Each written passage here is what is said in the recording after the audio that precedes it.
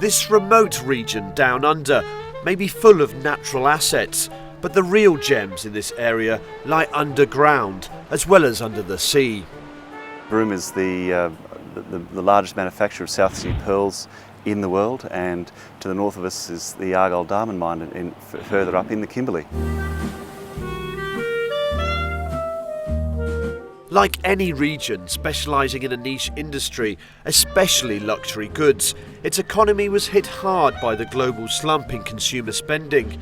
Diamonds may be a girl's best friend, but not in a recession. Certainly the global economic crisis has had a major impact on the diamond market. 50% of the world's diamonds are sold in the US, so we've all been reading the challenges that the US economy has faced. That had a knock-on effect for jewellers and pearlers here in Broome, who saw some tough times earlier last year with the closure of the Argyle mine and a slash in demand for diamonds and pearls. Being a luxury product, there's a lot of uncertainty, financial uncertainty at the moment, and a lot of luxury products are the first thing to find that there's a drop in sales. However, others in the region are more pragmatic, especially for 2010. The market has now at least stabilised. Last financial year, there's been a drop-off for sure, but nothing too dramatic for us, about 10% across the board. In an era when conspicuous consumption has definitely waned, pitching jewellery that can sell for upwards of $100,000 and go into the millions is increasingly a challenge. One tactic is to market jewellery as an asset that can help diversify people's financial portfolios. That's why the spotlight's now on rare pink diamonds.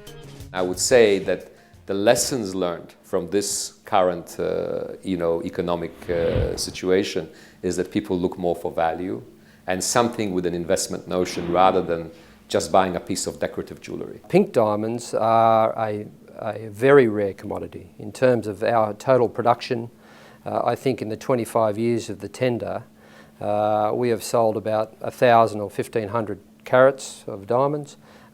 In that time we've produced 750 million carats. So it's truly a 1 in a million stone when you get a pink diamond from our mine. That's because Rio Tinto's Argyle mine supplies 20% of the world's diamonds and 90% of the world's pink gemstones.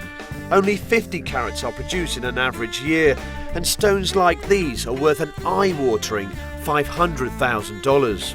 The pink diamonds, because of their rarity, go into a completely different market segment. We're talking about very high net worth individuals that either collect very expensive jewellery. Efforts by Rio Tinto and ourselves basically have conveyed the message that this commodity is not going to be around for too long. That these diamonds it's a very limited supply.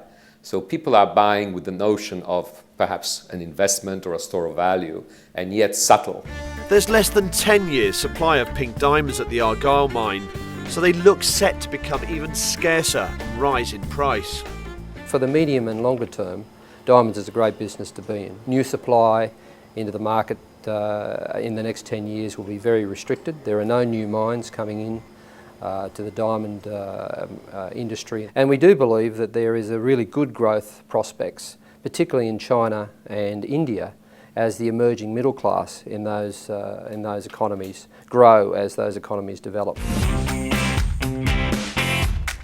The focus of the jewellery business in this remote part of Australia is not just on rare pink diamonds, but also on cultured South Sea pearls, another industry that's been suffering.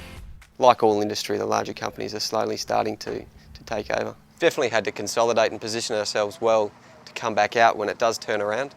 Obviously fuel prices have been fluctuating, the Aussie dollar fluctuates, we've had labour costs increase over the last few years, so we've really got to think about what we're doing and how we're producing the pearls.